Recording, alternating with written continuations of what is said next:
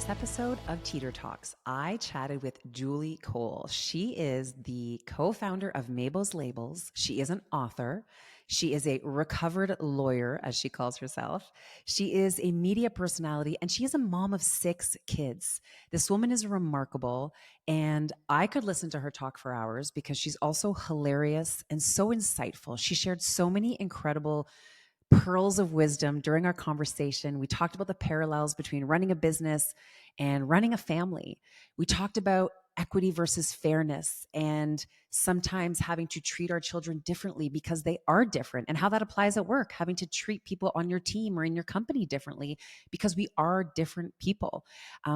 We talk about when it's time to push through and be resilient, and sometimes it's time to throw in the towel or switch gears or press pause and restart. It was great conversation. I know you're going to enjoy it. Everyone, please enjoy my conversation with Julie Cole. Hi, Julie. Hey, so great to be here. Thanks for being here. How's it Fun. going? It's going so well. Yeah. Good. I know you had to clear all the people out of your house to make this happen. So thank you. You're welcome. I can actually hear one. There's a rogue person and a dog somewhere around. So fingers crossed. They did not get the memo. Yeah, I know. Mm-mm. With so many humans, it's hard. Yeah. It's true. Yeah. So listen, you are a very remarkable woman. I've had a lot of fun researching you. There's a lot of good content out there that you've created. You're very fun and very funny. You also are a little bit of a pro in this space with having great conversations, being interviewed, doing interviews. So I thought I would kick things off for our conversation a little bit differently than typically I would do it. And maybe it helps shake things up for you too. I want to start with my rapid fire questions because I know you can handle it. Oh boy. And we'll just see how it goes. Okay. Let's give it a whirl. So I'm actually going to start with a toughie, which is finish this sentence. The key to success is. I'm going to go with the old Maya Angelou, liking who you are, liking what you do, and liking how you do it. Something like that. Yeah. It might not be the exact quote, but just, and because I do think that. I do think what does anything else matter if you're not content in who you are and what you do? It's so true. I love how you encompassed all those things, right? It's not just what you do, it's how you feel and the person that you are. I love that. And, this is a leadership podcast and you're a remarkable leader. I'm curious about the best leadership advice you've ever received and the best leadership advice you like to give. Yeah, I think I'm going to start with what I like to give. And that is that good leaders don't look for followers. They look to create more leaders. Good leaders will give people the bandwidth to learn, to discover. You don't micromanage, you let them be entrepreneurial. And when you do that, then you're going to have a better team. I think probably I've heard so much good advice about leadership. One thing that I try to remember is that I'm trying to remember who said it. It may have been Scott Stratton, actually, in one of his talks, said that corporate culture is made top down, but felt bottom up. So it's important to remember that as a leader, when you're creating a culture and you have that, it's a special privilege to be able to create a culture. You've got to remember who's feeling it. I love that. You hit the nail on the head. I posted something a few weeks ago about leadership being a privilege, right? It's not just a title. It's an absolute privilege to be able to your point, see other people thrive, right? It's not about you and your followers and your achievements. It's really what you're able to bring out in others. I love that. I couldn't agree more.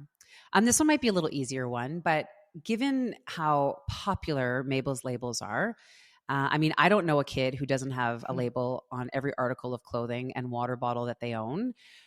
Who are some of the most famous kids out there that have Mabel's labels on their t-shirts? What about celebrity followers? Do you know of any? Oh yeah, we've actually got a lot. Like we've had Reese Witherspoon's assistant reach out to organize, loot bag labels for all the kids going to her kids' birthday parties. Oh my gosh, there's so many. I wouldn't even know where to start. Like just, J-Lo, Oh my God. Yeah. Yeah. We are very popular. It's so funny actually. Sometimes when they order and they try and use a fake name and then it's like, we see your credit card. Yeah. We know it's you, Jennifer Oh, that's too Garner. funny. That was actually, who was it who did that one? Oh, the Saturday Night Live. One of the Saturday Night Live women did that. Oh, Tina Fey? Tina Fey. Yeah. Oh my She gosh. ordered Does she for try to this. come through as like, Yeah. Somebody else. you They were know, like like, hey, Tina Fey, we know it's you. that's hilarious. Yeah. So, I mean, we're always getting, it's a well-loved brand and, Yes. celebrities and, regular moms just like us love the product because it makes sense. Yes. Agreed. Well, just on the topic of celebrities and maybe of kind of dream guests, you do an IG interview, little, little Series. Yeah. series yourself. Yes. Thank you. Yeah. Who would be the absolute dream guest for you? Oh gosh. Well, you know what? On my Instagram lives, I try to speak with moms who have something to share with Mm-hmm. my viewers, my listeners. And I've actually had some great people. I have some great people lined up. Yes. Um I don't know. I don't know that I am so concerned with having anyone particularly famous. I've seen famous people speak about motherhood, and unfortunately, my experience has been is that they come from a very privileged position. I was in LA, and I was listening to a couple of moms on a panel, and they were moms from TV in LA and like housewives and stuff like that. And their advice they gave to this audience was to get a nanny. Like there's like, how can you manage your child? They have one child, right? And like, well, my number one tip would be to get a nanny. Well, that's just not feasible. And then they were talking about mom guilt, and one said, "Oh yeah, I feel guilty about going to the gym like once or twice a day." And I'm like, well, that's just not something that most new parents even have. Like we feel guilty about things like bigger than not getting to the gym for the first while, right? So those kind of guests really, I don't feel are incredibly relevant. I love talking to people who are like, nutritionalists or sleep experts, or I have somebody on who deals with how do you parent when you've had childhood trauma, because it can be very triggering, right? Like you're going through your own childhood trying to parent, you haven't had role models. So I really like to get into the meatier stuff and give the audience something that's of value, not sort of privileged advice that's not relatable. Yeah. Yeah. I mean, the part of the nanny that I like is that, yes, you should reach out and try to build your village and find friends, but not everybody can go the nanny route, or, so this is where you need to start calling in favors from friends and family if you're so lucky. And but look, it's interesting to your point. Yeah. I mean, to my point being that you're not, for me, if I need advice as a new mom, I'm going to get like, if people say, what would you like? I'd say, don't get me sleepers, drop off a meal, or take my toddlers to the park for the afternoon. Those are the things that are actually productive and real advice. I mean, getting a nanny, sure, everybody could use a nanny with a newborn, but it's just not feasible financially for most. No. And I'm a big fan of a nanny. I've got a nanny. Well, not anymore, but I had a nanny, but I was one of those idiots who got a nanny after my 5th kid, which was like 4 kids too late. We'll get to that. Yeah, it's all good. It's all good. Yeah. Because you didn't stop at 5. There's more. So Exactly. Yes. So you are also an author, which we'll talk about the book, because love the title, love what you did with the book. But if your life was a book, what would the title of this chapter be? And what are you hoping the title of the next chapter is? Ooh, well, I feel like I am kind of in an interesting chapter because, like the business is 21 years old now. I have a very different role than I did in the old days. My role as a mother mirrors that. My youngest child is 15. I have a bunch of kids off at university. In fact, I had a laugh with my kids. They were all home for Easter, and they kind of just do their own thing. Like they're just such a funny pod. And maybe it's because there's so many of them. And at one point I turned to them, I said, you guys, I feel like I'm like that outdated CEO who just turns up at the office every day and reads the newspaper there just to feel important. And they were like, yeah, kind of true, Mom. We're kind of our own ecosystem. Oh my goodness. but then they're like, but you're still going to make dinner, right? Like, Right. You will so still feed us, yeah. right? Yes. So, I mean, this chapter feels a Yeah. lot like in some ways, in the ways that I'm used to living, kind of winding down. But then, to your point, Mm. like with the book, in other ways, it allows you to wind up in other things. So Yeah. it is an interesting transition, and it's one I'm really enjoying, except for the hot flashes. That I could do without the sweat mustaches. Like I Mm. can do without that. And Sweat the like mustaches. menopause that I've never had. So there's some things about it that are a little crummy, but for the most part, I mean, my children, I just find as they get older, it is just so interesting. You know, they come home and the Mhm. conversations and the way they contribute and the way they teach me.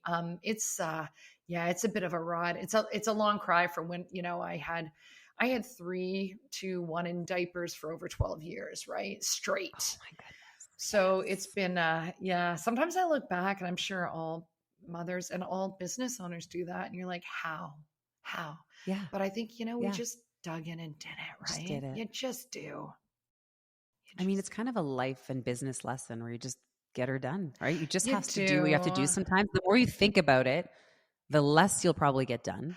Yeah, So you you just can't don't think, you just do. perseverate, right? You've got it. It's kind of like, you know, building the plane while you're flying, right? You're just kind Absolutely. of making do. But I do, to your point, back to the nanny conversation about, you know, building a really strong network and making sure Yes. that you create community and that you give back to community. And it's, you know,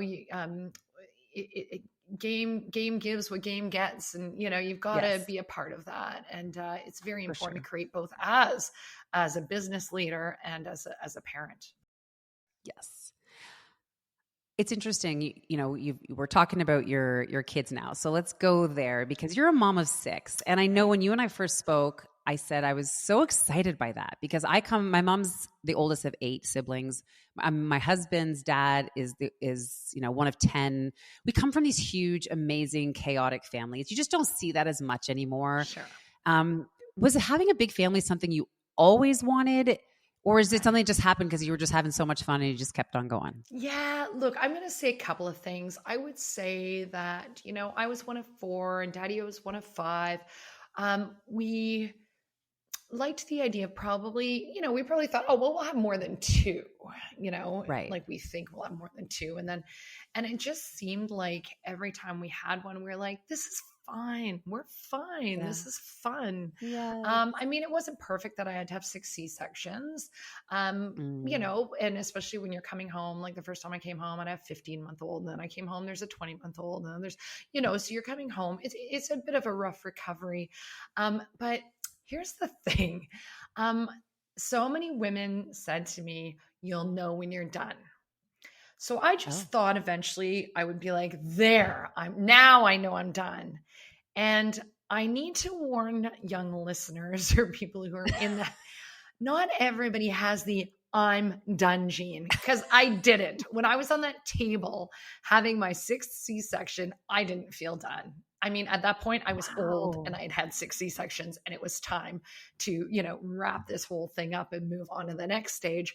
But I never, ever felt done. So that advice of you'll know when you're done, and Daddy also didn't have the I am done gene. Usually one person is sensible in a Yeah. situation Usually like this. someone's shutting it down. Somebody's like, I had a friend whose husband went and had a vasectomy without permission, which is not cool, but went in because he's like, I'm done. So, you know, Yes. when people are done, they're done. And yes, usually one person in, you know, in the program says, look, we've got our hands full, or, you know, sensible, like look at the finances, but it's so funny too, because that is all perspective. You know, people are like, oh, my Yes. kids are so expensive. And it's like, it's true, but I can't afford flashy cars, but I can afford another kid. I can afford Yes. To like feed another trips to mouth. Disney with all the kids. So it depends what your priorities are. If Yes. you want to do, 100%. and there's no right or wrong way. No. You know, No. so It's so whatever, true. 1 and done is good, 6 and done is good, 0 and done is good. Whatever works for you. And like, I think there needs to be a completely judgment-free zone, especially for the people who choose not to have any, because Absolutely. a lot of women who, it's like, well, oh, it's so selfish. I have never met that. I have all of my girlfriends who do not have children are caregivers or caregiving elderly parents, godchildren, pets, their neighbors. They're doing a lot of caregiving anyway. And it doesn't mean that you're childless just because you don't have your own children. You have your best friend's kids, your nieces and nephews, and that sort of thing. So there is a lot of conversation about what women should be doing with their bodies, and I am not here for it. All we know about your body is that you don't have the gene that tells you to stop having babies. Exactly. And I laugh when you talk about the person in the relationship, because my husband, every once in a while I'll say, oh, wouldn't it be nice to have more kids? My husband always says, no, I absolutely support you if you want to have more kids. You just can't have them with me. Yeah. I'm sure your second husband. I'm sure your second husband would love to procreate with you. Good luck with that. I'm like, honey, that's so generous, but it also sounds like a trap. Yeah, but it is. If someone dropped the baby off. Yeah, exactly. Yes. But it is odd too. Like I think about if I'd only had Mac and Posey, like if I had the two of them, they are 24 and 23. Like it's so hard to imagine just them and like not all the other like. But if you don't have them, you don't know. So, you don't know. Whatever. Yeah, it's just amazing. Wild to think I would have been an empty nester years and years ago. And here I am, before we got on the call, the kid, oh, my tummy hurts, come get me. And I'm like, if you vomit, I will come get you. Until then, good luck with that. Smack it up. Try sitting on the toilet. That's always my advice. Go to the toilet. Oh yeah. Solid parenting advice. Yeah. In most scenarios, it probably applies. Yeah. It's so amazing. And, one of the pieces of parenting advice as I was doing my research that you gave that I love, and this is something I'm trying to apply as a parent, this idea of, you have to treat your kids differently. They're different humans. Right. They're not the same, so you can't treat them the same. So I'd love to hear about that. And then I'd love to hear, as someone who has built this amazing business and led many people, do you feel the same way about your philosophy as a leader, that people need to be led differently? Right. Well, yeah, it's so great. I find the business and the family parallels so compelling and interesting. And it's something, I love that you pull that together, because it's something I've really noticed. So yeah, I feel that with the kids, because they are all so different, that to treat them the same would to actually be treating them with inequality. Right. They all respond differently to certain things. They all have different levels of, say, stress, or respond different to anxiety, or learn in different ways. So they're all really so different.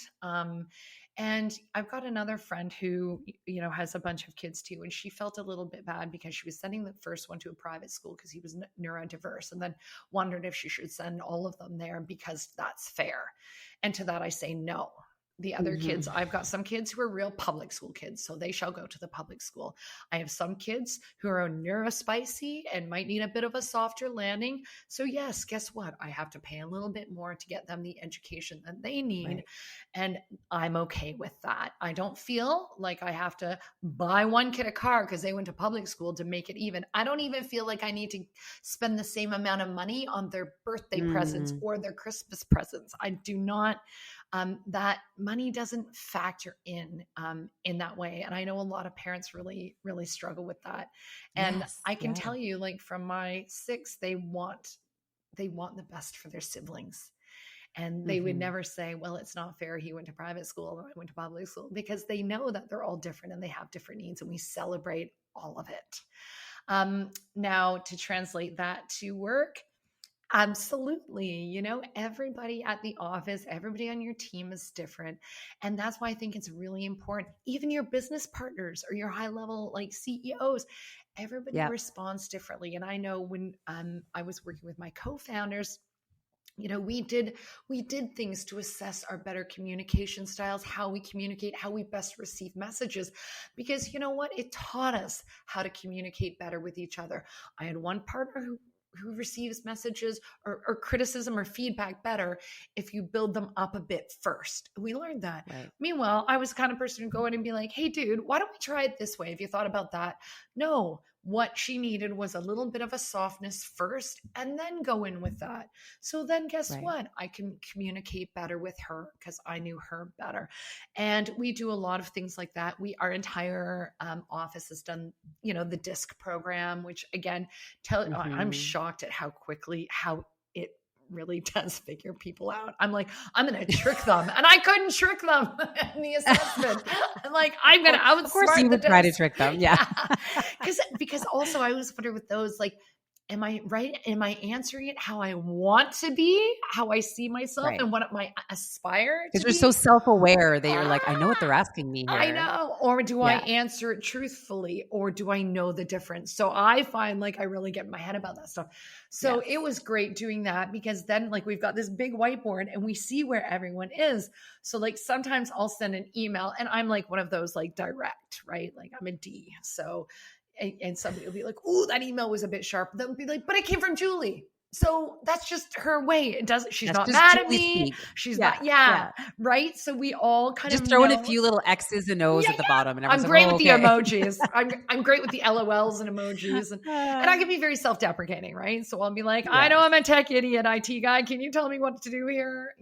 So I think it does apply, and also I'm very mindful of having neurodivergent people at my home also have that at work, right? So we want to make sure that when we're hiring people, we have inclusive ways. Sometimes we might send, if somebody's not a confident interviewee, then it might be better to send them the questions in advance, or it might be better to have them write them out, because we have found that those people are incredibly loyal and dedicated and effective employees, but sometimes they crash the interview because of their neurodiversity, and we don't want to miss out on great employees. We want a diverse workplace, so we make sure that to be truly inclusive, you have to treat people differently. Yeah. I mean, I'm glad you went there with the fair is not always equal. I think sometimes that gets lost. We can speak about this corporately. I dealt with this in many different shapes and forms as a corporate executive, where everything has to be fair, right? I mean, the thing we do for this person, we have to do for that person. And somehow in the shuffle, we lose the idea of, no, what's equitable? Where are the starting points? Where are people coming from? We all want them to cross the finish line, but they're all starting from different places, and they're all starting, with different challenges or advantages from those places. But if the goal is to get everybody across the finish line, then what do we have to do to make sure people get there? And I think it gets lost. And I love that you just gave every parent out there permission to do what they feel is best, child by child. Right? Because I know kids are keeping track. Like, I mean, you may not be keeping track of how much you spent on your kids for Christmas, but kids might be going, okay, one, and it's not even money. My kids are counting 1, 2, Yeah. 3, I always make sure. gifts. It's funny you say that, because I always make sure I have the same number of presents. Right. So when we go around, but if one kid wants a Pokemon t-shirt and one kid needs new AirPods, fine. Like they each get 3 gifts, but they all unwrap something. And generally speaking, they get like one biggie gift and a couple little crappy things, right? So I mean, it's kind of, and it'll be based on their ages and whatever. But I think that's, I don't know that kids are keeping track of the money, but definitely the numbers. 1, 2, 3, 1, 2, 3. Depends what life stage they're at, if they know the price of things. Yeah. But I think it's so important, because I know as a mom, the challenge of parenting, with your partner, to make sure you're aligned. And then by each child, it's almost like you have to pull out these different parenting styles and techniques for each scenario, each child. And I can only imagine with 6, right? So it's finding, what is my style, but also how do I apply how I show up in this scenario for this child? And I love that you talked about the siblings wanting their siblings to be, because I think that's a big part of it too, is that we are worried about what the other child is thinking. But in the end, the response to that is, well, don't you want your sister to have what she needs? Or don't you want, I love that. I think coming at it from their perspective is really powerful, because then they can support and I think the being equity versus the fairness. I think being transparent is important. It might be, hey, we need to do this so that Finny can have this extra whatever. So where do you think we can pull back? Because we want Finny to be his best self. And how can we support that? What can we all be doing to help support that? And you help them, once you pull them into the decision making and they feel like they have some ownership, then they feel proud as well. And yeah, I love that you say that. And I think I think another thing, and this goes back to the workplace and about that it's not fair. And I Yes. find that we're able to avoid that in our leadership around Mabel's Labels. We're able to avoid a lot of that by focusing more on productivity than presenteeism. Mm. So, Ooh, it's not like we make everybody sit in their desk from 9 to 5 every day. So when somebody at 9:15 walks in, everybody else is like, they're 15 minutes late. Why are they late? They're right. not watching their coworkers' comings and goings. They know that their coworkers are being productive because we all have goals and we have to meet our goals, right? So by not focusing on the little things, the sludgy things they call in row, which is a Mm-hmm. results only work environment, then people can be truly productive, and then they don't spend their time adult babysitting their coworkers and worrying about Mm-hmm. what's fair, that's not Yeah. fair. Who wants that? It cuts into Speaking of people productivity. keeping track and counting. Yeah. Yeah, don't need that. Don't need that in Yeah. the office Yeah. with the grown-ups. Yeah. No, I love that. So that's focusing on productivity versus presenteeism. So it's about making sure everyone is set up to do their best work. That's right. And I think, and it Yeah. also gets rid of that. I know in a row, a good example is when, say, you get up in the morning and you're dropping a kid at daycare or school, and kid vomits on the way. So you got to figure that Oh, out and drop off at, always a hopefully you fun have a time. mom or a daycare, whatever.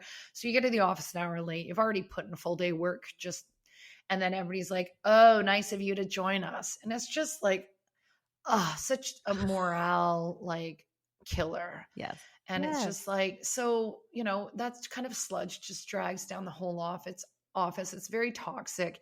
It's not friendly to your team staff. So by not allowing that kind of thing in your culture and focusing on Mm-hmm. productivity, then it kind of eliminates that sort of thing. And then Yes. you can have the lovely culture that you created and that you want.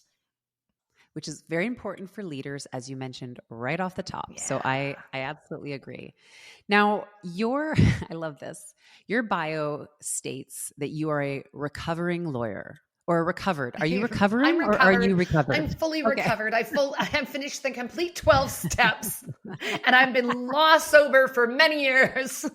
Oh my goodness. So I'm so curious. And I love this conversation because I think sometimes, and I was so fortunate to speak to Haley Wickenheiser last year, and she talked about, starting another career after a career Yeah. and overlapping. I mean, the woman has 3 full-time jobs, if we're being completely honest. She's Yeah. an emergency room doctor, she's a hockey player. She coaches the Toronto Maple Leafs. And she probably does a lot of other, and she's a speaker, et cetera, et cetera. Yeah. I love the idea of letting people know that you can be multiple things. You can be multiple things at once, should you choose to do so. And you can start over, pause, and restart in any which form or way or Yes. order that you want to. So you were a lawyer, you launched Mabel's Labels in your basement Mhm. with friends and family, Yep. because obviously I cannot believe that I can't imagine a life without Mabel's Labels because they've been around since I've had children. Yeah. So I don't even have to know what that feels like. But yeah, what was that like transitioning away? You obviously worked very hard to be a lawyer. It was obviously something you really wanted to do, and then you're Right. pulling a 180. Totally. Well, and it's funny that you're asking this question now because I'm dealing with this. I've got 2 kids going to university next year, and Mm. one's already accepted.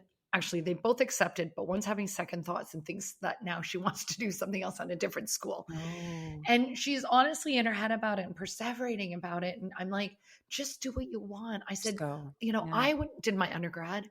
I got a master's. I went to grad school. I went to law school, and I make labels. Like, I'm like, The kid, why are prettiest you labels. stressing? Yeah. I'm the perfect example of just go do what you want, and you're going to land where you're supposed to land. Right. Yes. And of course, Yes. for me, it did feel like I did like law, and I did see myself as like a family law lawyer doing kind of legal aid work, and I'm very passionate about women's issue and domestic abuse and those sorts Mm-hmm. of things, gender stuff. Um, but again, kids come along and things shift, and we had this business idea with my sister and 2 of our friends, and my eldest child got diagnosed with autism, and I just didn't think the traditional workforce was going to suit any longer. But I love working, and we thought, well, at least being entrepreneurs, we could have a little more flexibility, which we did. Yeah. And then that's why that shift happens. And like sometimes I'm like, wow, I remember those early days, making labels in a basement until 2 a.m. thinking I'm a very well educated diaper changer and label maker. You're like, I have really made it in life. Yeah, right? Like, Yeah. look at me Yeah. Look at go. me now. I sleep 4 Yeah. hours a night. I'm pregnant with my 4th kid. Oh my, I love these stories though, because I think a lot of times people glamorize it, right? And that was, and you really just answered the question too, is Mabel's Labels is 21 years old. Am I right? 21. Yeah. And, and this is kind of, you hear this sometimes of people who turn out to be successful in other categories of life. And people think, oh, you're an overnight success, or all of a sudden, but this has been it was a pretty, not a long journey, It but it's is not a like you long flipped a switch journey. overnight. And you're Yeah. absolutely It right. was I speak a lot consistent. about how people romanticize entrepreneurship. It's super hot at the moment. I mean, there's even Yeah. university courses, and every young person wants to be an entrepreneur. And I think they Yeah. all think like, well, maybe not Elon Musk, but Richard, like they think it's going to be all TED Talks and book deals and speaking engagements and money, money, money, money, money. Private islands. Right? Yeah. I mean, that's what I thought. Like, do you know how often I get to my private island? Just waiting for someone to offer me to buy a private island, right? but And honestly, like sometimes it happens. Very rarely. Yeah. That's why they're serial entrepreneurs. They start something, doesn't work. They start something else, it doesn't work. So I think, if you are wanting to start a business, you need to make sure you're managing your own expectations. You're managing your family's expectations if you have family. Mm-hmm. And you have to remember, like, what it really looks like is not like putting the kids to bed and grabbing a glass of wine and watching Netflix. It's going to the basement and making labels till 4 a.m. while you're, or 2 a.m. while you're pregnant, and getting up and doing the whole day again over and over. It's like Groundhog Day. And you might have to do without the new car, without the holidays, because guess what else happens? You don't have a salary from your full-time job. So, or if you hold on to the full-time job, then you're doing double less duty to do, and raising kids and to get it off the ground. 100%. So I think it is, I'm glad that you brought up the point about glamorizing it, because it's a long overnight success story. Yeah. But it's, I also spoke to Ariana Christie, who I know is a mutual friend of ours, on one of my previous episodes, and, asked her what the key to success is. And she talked about commitment. We talked about this idea of hanging in there, right? Staying committed to the goal, building some resilience. These things don't generally, sometimes things happen overnight, and that's wonderful. And that probably comes with its own share of challenges once it does. Yeah. Quick growth is challenging, right? Yeah. But it's so important to stay committed. I'm curious though, you just mentioned some of the challenges of back then that you were dealing with in building the company. I mean, you're still very actively engaged. Were the challenges more difficult back then than they are today, or do they just look different? They're different. They're different. You have different challenges at every stage of growth, whether it's a startup. And then I remember we had a few employees who were like, we don't know anything about HR. We could, and then once you have we have about 50 full-time employees now. And it's like, well, we got to make sure we make our orders, because people are depending on us. Their children's food on the table. Like these are their jobs, right? So that one weighs heavily, I find. So the challenges do change, but I feel like one of the advantages we had in those early days was there was 4 of us. And so when one of us was like thinking, what have we done? Like, what is this? We're making labels in a basement. We left our careers, and then the 3 others would be like, we got this. We can do this. We can rally. So I think for entrepreneurs who are like solo in their journey, I think it can be very lonely.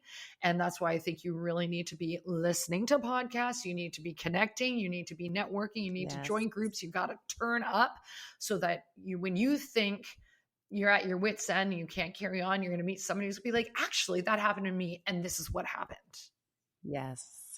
I say it all the time. People are going to get so sick of it. I posted it today on social, actually, but there's no trophy for going it alone. Right. Like, as an entrepreneur, you don't actually get more accolades or more success or just by doing it all by yourself. People won't look at you as being more impressive.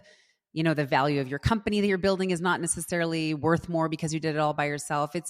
And it doesn't mean you need to have an official business partner, to your point, but it's wonderful to collaborate and find a group of people, find working groups, find mastermind groups, find something where you can draw on to give you the inspiration, the support.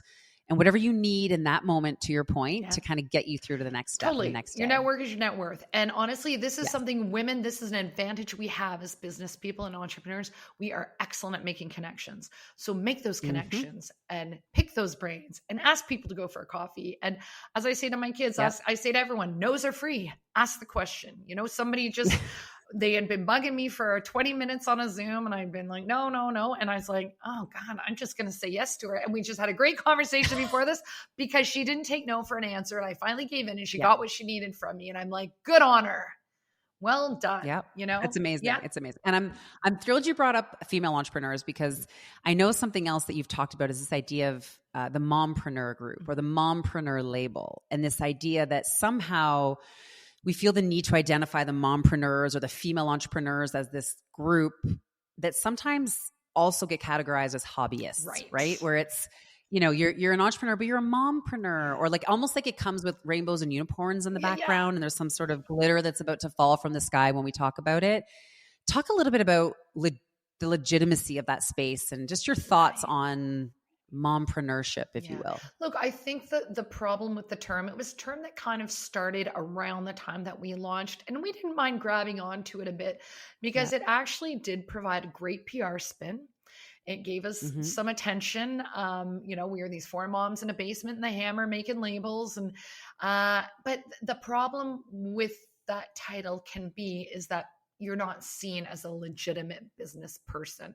So sometimes it might be like, you know, there are moms who are entrepreneurs who are looking for finance. They are looking for investors. They're doing all of these things. They are serious business people. So sometimes I think it just has a bad image. And it is losing, I think as the years pass, women just want to, like, we're just entrepreneurs, right? So I think it falls from favor a little bit as time, and I get it. You know, things evolve, things change. There used to be a great organization we are part of called Mompreneurs, and they've changed to Revolution Her. You know, you got to move with the times. And, you know, sometimes like mom entrepreneurs are people who have a hobby and turn it into a business. So they love baking, so now they bake cookies and ship them around the world. Or they love knitting, so now they knit these things and go to sell them on Etsy or whatever. But a lot of us are not that, right? Like, we always joke, we never made labels for fun, right? Like, we were in it to win it. Like, we started with a business plan. We have, you know, we had a shareholders agreement in place. We took minutes at our very first meeting. Like, we treated this like a business. Yes. And I do want to just dive quickly, because something you said reminded me this about, you know, the resilience and the staying with it and the commitment. And I so believe in all of those things. However, I do think sometimes quitting is for winners. So I think you need to know, like, if it was 21 years and I was still in the basement making labels, that's a fail. That's a big problem. I should not know how to make a label. I haven't made a label in a decade. I shouldn't be, because I'm still doing that, working in the business, not working on the business. Like, who's working on the business if you're still putting out all the brush fires day to day, right? So I think, you know, if you have started a business, you've got your business plan, and of course that's going to fluctuate a bit. That's okay. But if you're still spinning your wheels and you're nowhere near your goals and you can't figure out why, and you've put mentors in place, you've got things in place, sometimes you need to know when to pull the plug. And that can be a tough thing to do. I just feel like, you know, I've seen these people, and, you know, my expression is, don't cling to a mistake because you spent a long time making it. Right. Or you spent a lot of money on it. And it's that, or invested a lot what's of time. that economic term, like sunken cost? So it's like people, it's like people even in bad marriages. Well, I put 25 years and I might as well just stay, you know, like, or I've invested this much money. I just got to keep pouring. Sometimes it's better to cut your losses and move on to the next thing. It's just about having the right judgment and knowing when to do that. Again, that's when you want to talk to your friends, your consultants, your parents, your partner, whoever. Get the right people, you know, in the room to have these conversations. It's fantastic advice. And I'm thrilled you brought that up, because I do agree. I think sometimes I always say you're allowed to stop, you're allowed to pause, you're allowed to change your mind, you're allowed to say no, you're allowed to have some do-overs. There's no rules in this. And we have to give ourselves kind of the space and grace, if you will, to be able to make those changes. And sometimes people are so worried about the optics of it. Oh, I'm going Right. to shut this business down, or it's going to look like I failed. I mean, what failing would really be is you continuing on this journey and losing your house and, Right. ruining your marriage or disappointing all your friends or having no life. Right. Yes. So I think there does come a time when you have to have an honest conversation with yourself to say, does something have to be different? Do I need to narrow my focus? Do I need to change my focus? And to your point, sometimes that comes with having really solid advisors around you who come in all shapes and forms. Sometimes the people closest to us maybe tell us what we want to hear and not Right. what we need to hear Good point. sometimes. So you've got to find those people who are willing to give you that I've advice. got a So friend who says speaking of advice, everyone needs a therapist, like what did she say? Everyone needs a therapist, everyone needs a mentor, and everyone needs a coach. Yeah, yes, and they're very different things. exactly. No, I love Yeah. that. I love that. That's a great little nugget of advice. And speaking of advice, you wrote a book, which I love the title of. It's called Like a Mother: Birthing Businesses, Babies, and a Life Beyond Labels. So I'm curious, did you dream about writing a book once upon a time? Are you an avid book reader? Was this just something that was going to happen? And I mean, if you went to law school, you probably read a lot, Yeah, boring. but is this something that was inevitable, or what was that like? So, I mean, I am, a decent writer. I've always had, I've been blogging for 18, 20 years. I was blogging before anyone knew what a blog was. That's different doing like little, like 500,000 word snippets to like, Small thoughts yeah, which versus was, big long thoughts. and, Yeah. but it was always on the agenda to write a book. It was always on kind of on my to-do list in my head. Yeah. And then really, it was when the pandemic hit, and I thought, well, I'm not flying and speaking at conferences. I'm not going to baby shows. I'm home. And with the time that I have, this is the time to get that book done. And if not now, when else am I going to have this opportunity? It's like so many people started their side hustles during the pandemic, right? Amazing. Yeah, especially Yeah. women. Women were starting businesses like crazy through the pandemic.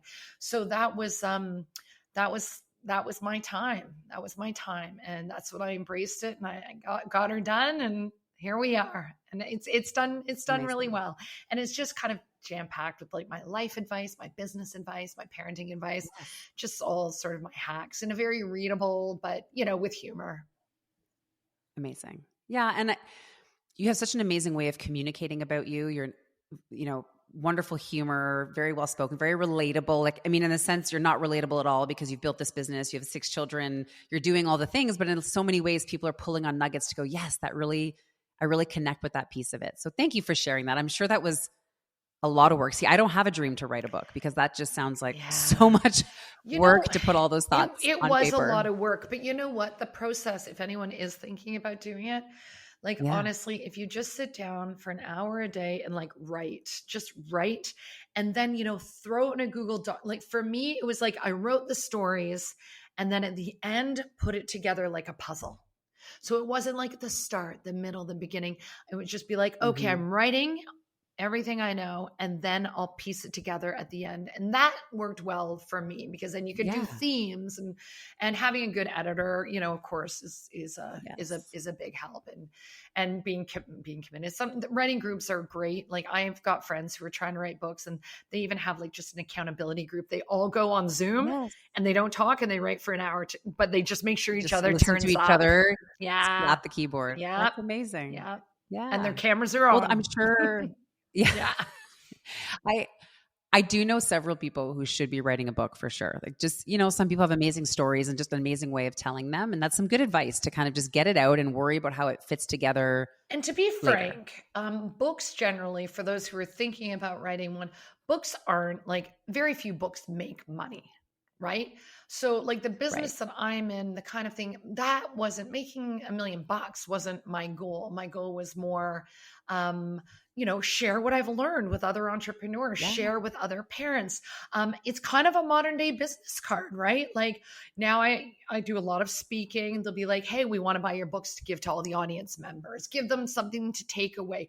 So think of it more like that than you're not going to be JK Rowling, right? Like, you never know. You never know. Statistically not. You never know. Hey, but you got to love it, for it, right? You got to, like you said right off the bat, it's got to be something you want to do for you. And if it's immensely fulfilling, then watch what happens from there. That's right. Sure. this book was not the only thing that you've done to support others and share your time and energy. You were very involved in community causes, very involved in local and larger charities. And I'm curious, a woman like you who has the means to maybe cut a check and put the company logo out there, because I mean, charities need big checks and company logos. You do that, but you also get your hands incredibly dirty in these charities. You give your time, you give your energy, your resources, you leverage your networks and your learnings and your Right. experiences. Why is it so important for you to show up that way? Because I can.